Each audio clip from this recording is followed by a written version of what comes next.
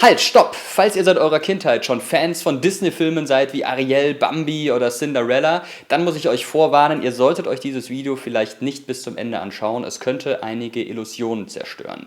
Denn hinter Disney-Filmen steckt viel mehr als eine harmlose, nette, kleine Geschichte. Disney-Filme sind teilweise rassistisch, sie sind politisch und sie sind sexistisch. Glaubt ihr nicht? Dann bleibt einfach dran. Es ist eine Geschichte, die fast aus einem Disney-Film sein könnte. Da ist ein junger Mann, der unglaubliches Talent zum Zeichnen hat. Dieser junge Mann will sein Talent auch zu Geld machen. Er heuert bei diversen Werbeagenturen an, hat nur mäßigen Erfolg, bis er eines Tages seinen großen Durchbruch hat. Er wird zur Legende, er schafft ein Imperium und seinen Namen kennen bis heute alle. Walter oder kurz Walt Disney. Walt Disney hat seinen großen Durchbruch mit zwei Figuren, von der wir eine heute gar nicht mehr so richtig kennen, nämlich Oswald der lustige Hase.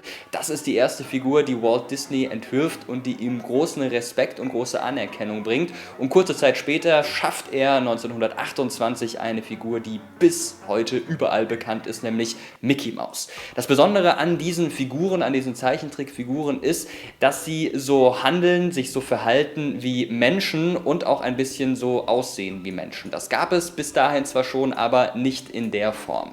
Walt Disney schafft es mit diesen Figuren eine ganze Menge Geld zu verdienen. Er macht sich selbstständig, er baut eine Firma auf, eine Produktionsfirma und bringt 1937 den ersten abendfüllenden Zeichentrickfilm seiner Firma an den Start, Schneewittchen und die 7 Zwerge. Dieser Film bringt ihm so viel Geld ein, dass Walt Disney ganz viele neue Mitarbeiter einstellen kann und ab sofort ein großer Player im Geschäft ist. Dieser Umstand macht ihn auch sehr interessant für die US-amerikanische Regierung.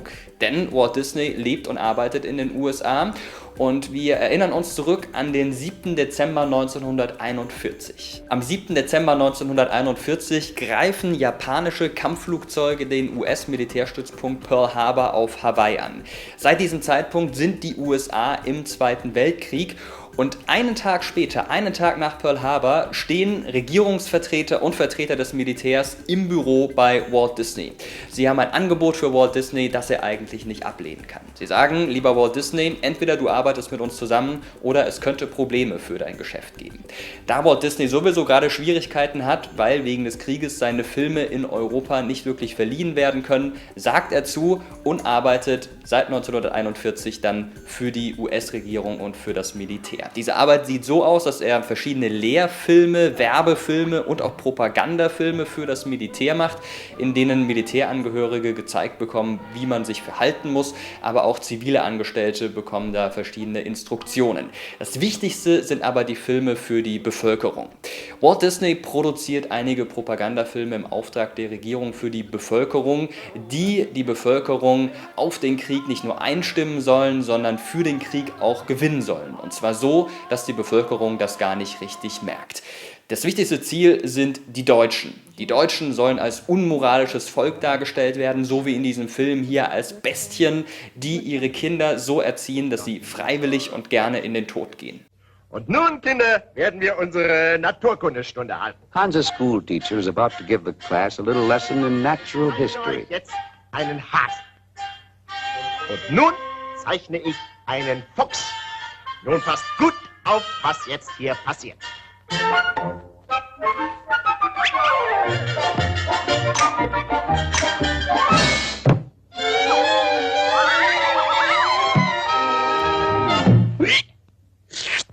Now let's see what they'll learn from this little lesson.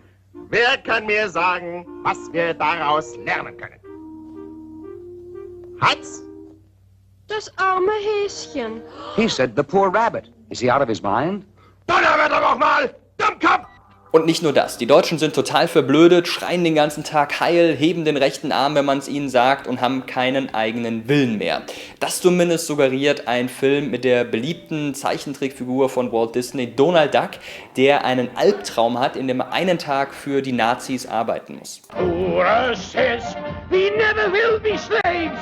The Heil, but still we work like slaves, while the poor brags and lies and rants and raves.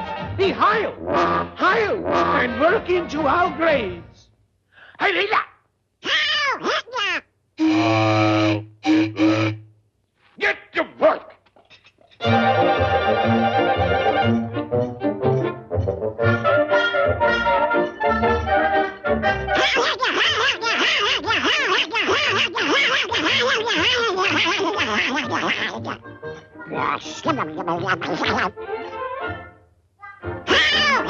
Donald Duck ist generell eine Figur, die gerne für Propaganda eingesetzt wird. Zum Beispiel auch, als es darum geht, Steuern zu sammeln für den Krieg. Es wurde eine neue Steuer in den USA eingeführt, die ziemlich unbeliebt war. Und unter anderem mit Hilfe dieses Propagandafilms hier hat es die Regierung geschafft, die Amerikaner davon zu überzeugen, gerne einen Teil ihres Einkommens für den Krieg zu bezahlen. Your country is at war.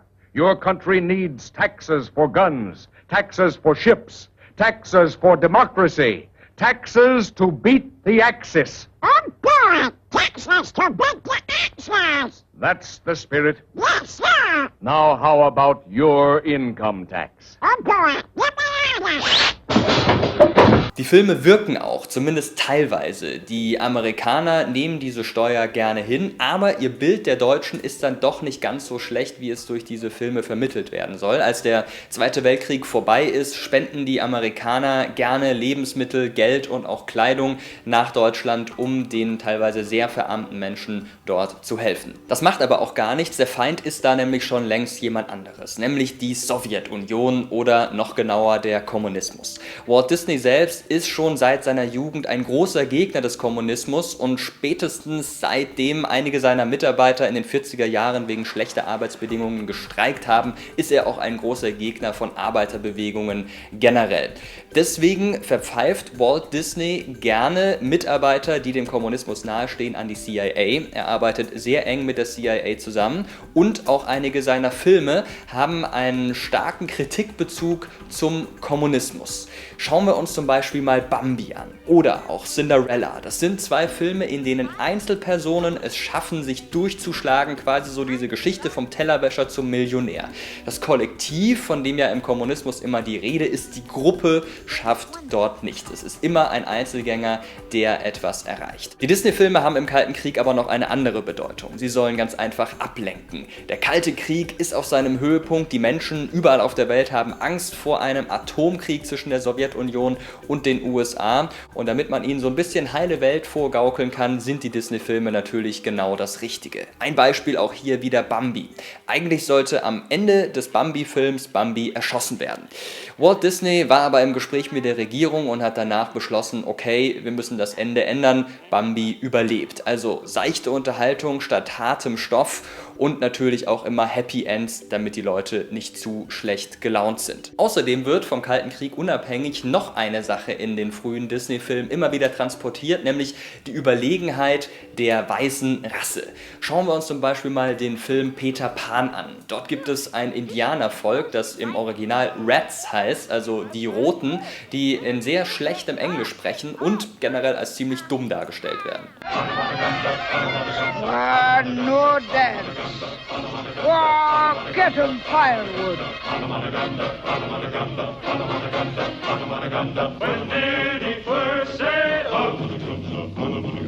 When did he first say oh? Und es tut mir wirklich leid, aber jetzt müssen wir auch über einen anderen Klassiker sprechen, nämlich über das Dschungelbuch. Ich weiß, es tut weh. Das Dschungelbuch erscheint zwar erst nach dem Tod von Walt Disney, aber Walt Disney hat, bevor er an Lungenkrebs gestorben ist, aktiv an diesem Film mitgewirkt, mitgearbeitet und auch hier transportiert sich ein rassistisches Weltbild. Wenn wir uns zum Beispiel mal den Affen Louis anschauen, da merkt man das ganz deutlich. Louis spricht in der Form, in der auch viele Afroamerikaner damals gesprochen haben und er sagt, ich wäre so gerne ein Mensch, aber ich bin es einfach nicht. Ich bin der König im Affenstaat, der größte Klettermax. Spring ohne Hast von Ast zu Ast, das ist für Sportler ein Klacks. Ich würde lieber auch Mensch sein und trollen durch die Stadt. So ein Mensch hat's gut, ich aber hab das Affenleben hier satt. Beispiele von Rassismus in Disney-Filmen gibt es noch eine ganze Menge mehr. Wenn euch das interessiert, könnt ihr natürlich in der Infobox weiteres dazu nachlesen. Und jetzt zum Sex oder auch zum Sexismus. Ist euch eigentlich schon mal aufgefallen, dass in fast allen Disney-Filmen, zumindest in den Zeichentrickfilmen, die Hauptfiguren keine Mütter haben?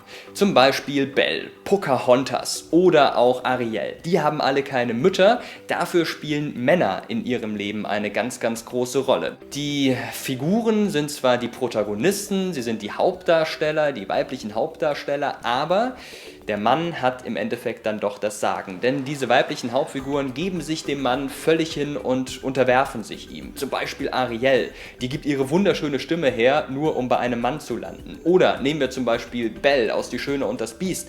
Bei Belle ist es so, dass sie sagt, Mensch, mein Entführer ist zwar total schrecklich, aber ich möchte trotzdem mit ihm zusammen sein. Von Pocahontas wollen wir gar nicht erst sprechen, die mit einem Mann zusammenkommt, der eigentlich ursprünglich ihr Volk ausrotten wollte. Die Botschaft, die vermittelt wird, ist ganz klar. Frauen dürfen zwar schön aussehen, sie dürfen irgendwie im Mittelpunkt stehen, aber das Sagen haben im Endeffekt immer noch die Männer. Ein ganz klassisches Rollenbild, das Walt Disney auch schon vertreten hat. Walt Disney, der Zeit seines Lebens Anhänger der Republikanischen Partei, der konservativen Partei in Amerika war und für ein sehr traditionelles Familienbild stand. Und das kommt in den Disney-Filmen auch heute immer noch raus. Das ist aber längst nicht das Einzige, was man in Bezug auf Sexismus bei Disney-Filmen sagen kann. Hier bei YouTube, das habt ihr selbst vielleicht auch schon gesehen, geistern einige Zusammenschnitte von Disney-Filmen herum, in denen sehr eindeutige Anspielungen gemacht werden. Hier zum Beispiel.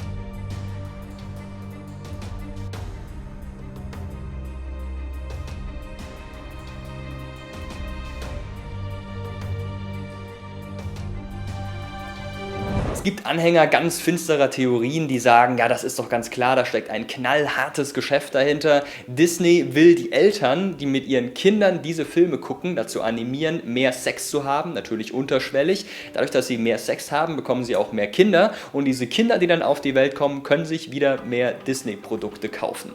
Ja, also ich glaube eigentlich eher, dass sich die Zeichner zwischendurch mal einen Spaß erlauben wollten, aber es ist ja alles möglich. Ihr seht also, hinter Disney-Filmen steckt oft viel mehr als eine nette, kleine, harmlose Geschichte. Wenn euch das Ganze noch mehr interessiert, dann findet ihr wie immer weiterführende Links unten in der Infobox und dort findet ihr auch einen sehr spannenden Link zum Zusammenhang von der Produktionsfirma Pixar und Propaganda. Pixar, das ist die Produktionsfirma, die unter anderem Toy Story oder auch Findet Nemo produziert hat und vor einigen Jahren von Disney aufgekauft wurde.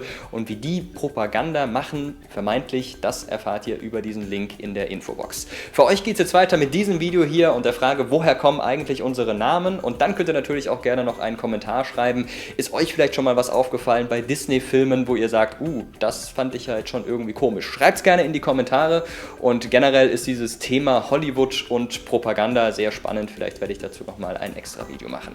Vielen Dank fürs Zuschauen und bis zum nächsten Mal.